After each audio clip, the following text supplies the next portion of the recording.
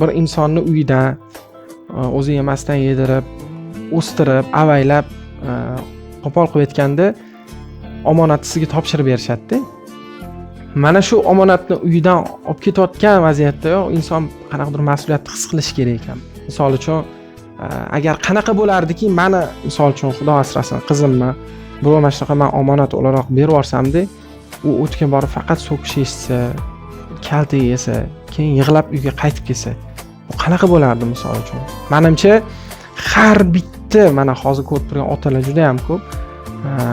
Bu ota uchun menimcha eng og'ir narsa bo'lsa kerak.